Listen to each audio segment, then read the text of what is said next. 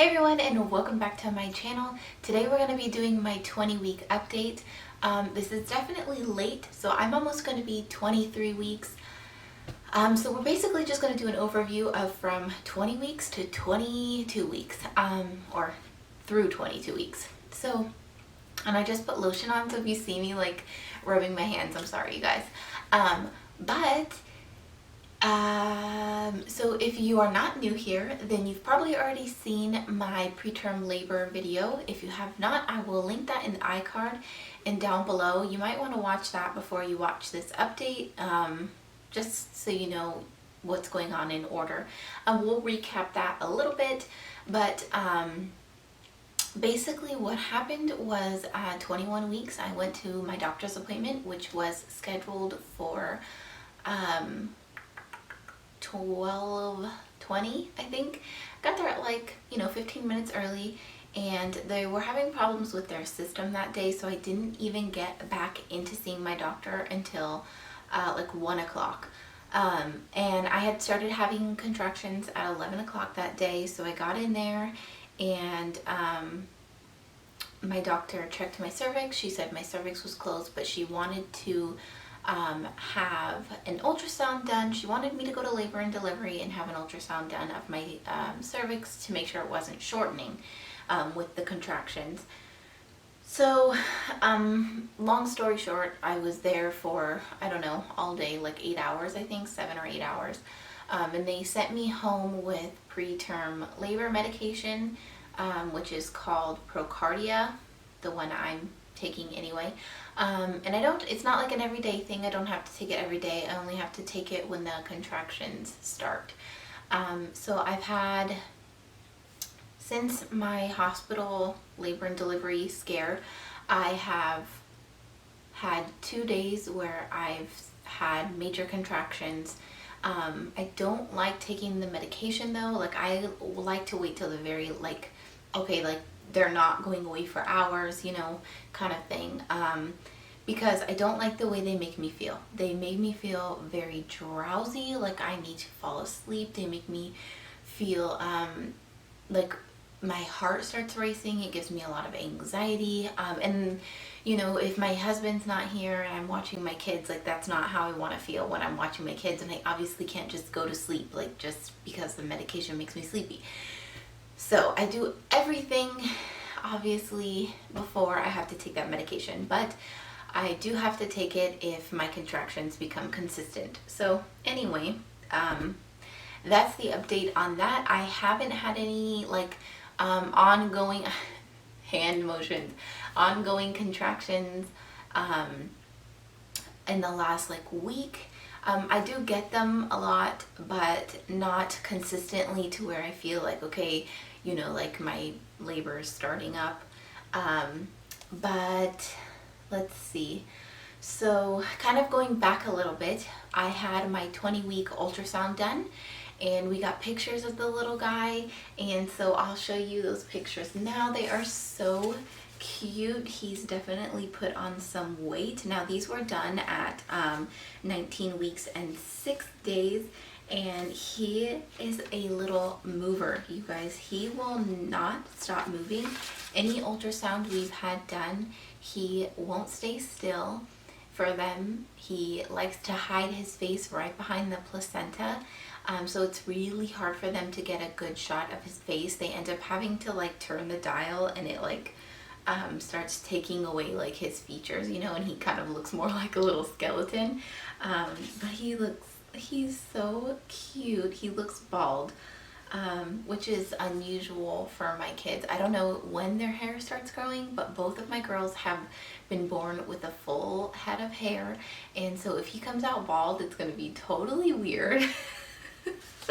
They did confirm that he is still a boy, and I couldn't believe it. That was the solidifying thing for me, because even though we had the gender blood test done, and we the ultrasound technician at the 11-week, or is it 12-week ultrasound, she even thought it was a boy then. It was just seeing it, when they give you the picture, you know, that picture of right in between the legs and say that it's a boy for sure. Like that was just like it, you know, it was hard for me to process because I've never been pregnant with a boy, and I just kept thinking like, oh, I want a boy so bad, I want a boy so bad, but you know, I feel like we would just get stuck with a girl, you know, and that sounded horrible. I would have been so happy to be a girl mom because that's totally like my comfort zone. Like I have 2 girls, I know what to do with 2 girls, you know, but a little boy is like a whole new little beginning. So anyway, it was just like that moment that I was like, we're really, really having a boy. Like when you see it with your own eyes, you know, kind of a thing. So yeah, I'm just so excited for him to be here, and we're getting closer. I cannot believe that we are like less than 20 weeks from meeting him. I mean, whew, total, like way less than 20 weeks now. I think it's probably like 17 or 16 weeks now at this point. And I always subtract a week because, like I said, I do have to have C-sections, and so they don't wait till 40 weeks. They schedule the C-section at 30 weeks. I mean, I'm sorry, 39 weeks. And then with Ariella, I went into labor at 38 weeks. So he could be here, you know, at 38 weeks.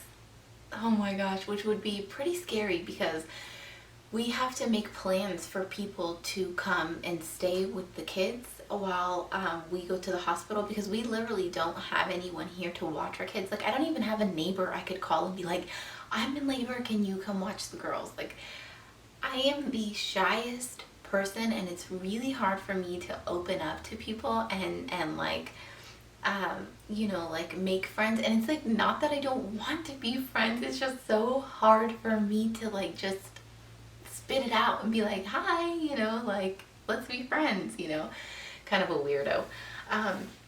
Anyway, let's see, what else can we talk about? I have not really had like too many cravings this like last month, I would say, besides like the when I had the sour candy craving that I was having. That is kind of like calmed down. Like I could definitely eat some sour candy, but it's not like intense like it was. Like I have to like sending my husband out to go get candy.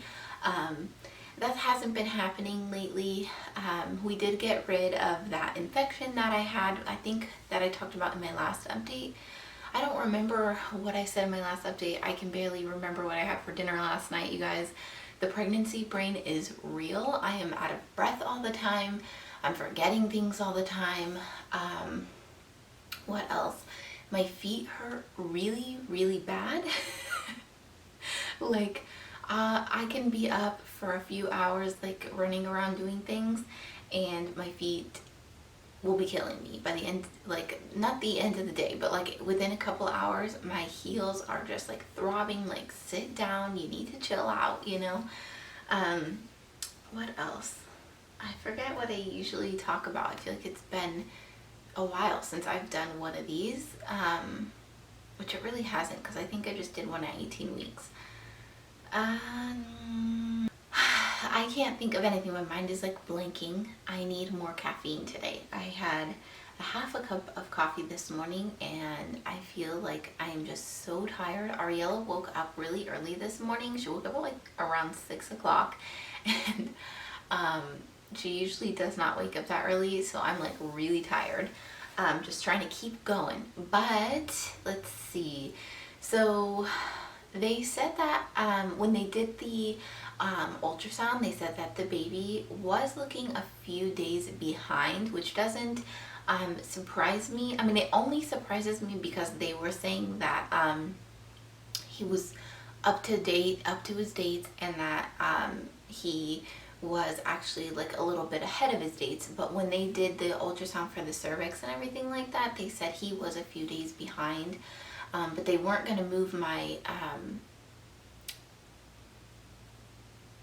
date back, which I don't know why, because if they would have moved it forward, the 5 days that they said he was behind, that would have put me back right where they took off the 5 days. When I had my 7-week ultrasound, the dating ultrasound, she said that I was measuring 5 days ahead of what I was saying from the day that I ovulated.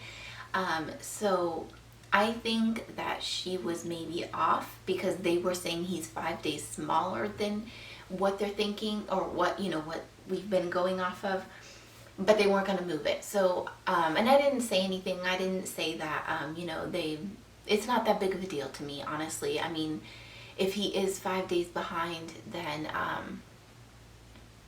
that's not that big of a deal. So anyway, what I was going to say is, if he is 5 days behind, then he'll just make it to the 39 weeks, and he'll make it to his C-section date, and everything will be okay. And I am losing my mind today, you guys. That just reminded me that I was talking about how we have to make plans. So if he comes at 38 weeks, like I was saying, we have to have like family come up here. Like, we have to make plans for people to come stay with us and stay with the kids. So I don't know what we would do if he did show up at 38 weeks, because I know we can't have families stay here for 2 weeks. I don't know anybody who could come up here and stay with the girls for 2 weeks, or stay with us for 2 weeks, not necessarily the girls.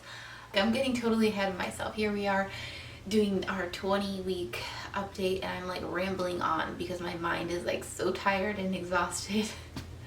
So I'm gonna go ahead and show you my belly, and I feel like I'm forgetting everything that like I normally talk about, but I do feel like I haven't really had many symptoms this time around, besides all of my contractions that I've been having. I am having a lot more like period type cramping than I ever have in my pregnancies, and I'm starting, like, my contractions start to feel like a Braxton Hicks, but a lot of also menstrual like cramping, which is really new to me, because my contractions have never felt like that. Even when I was in labor with Ariella and dilating, they didn't feel like that. It just felt like a bunch of Braxton Hicks contractions over and over and over again.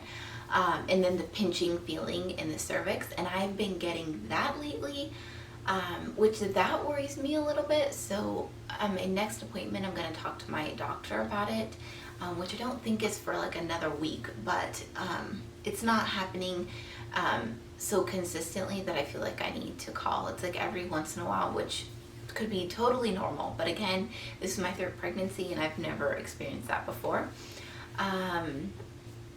So yeah, just those, I think those are the only symptoms I've really had in the last couple weeks. It's just the preterm labor, and then the cramping, and then that's basically it. I do feel like I have days where I gain a lot of energy, and I have like my nesting urges, like I need to clean and I need to get projects done and stuff like that. And then I have days where I literally have like nothing to give anyone. So it's kind of a mixture right now, and I'm hoping that it lasts a little bit longer, because I have some house projects that I would really, really, really like to complete. I'm thinking of what we're gonna do with the nursery situation, because I would really like to not give up our office. We'll talk about that later on, but I'm thinking I might be ripping up some carpet. I don't know. It just depends on how I feel. But that's it. I'm gonna go ahead and close out this video. I hope you enjoyed it. Make sure you give it a thumbs up if you did enjoy it, and don't forget to hit that little notification bell right next to the subscribe button, because that is the only way you'll be notified of all my videos. And yeah, if you're new here, don't forget to hit that subscribe button on your way out. Leave me comments down below letting me know if you've experienced the like pinching sensation in the cervix that I'm talking about.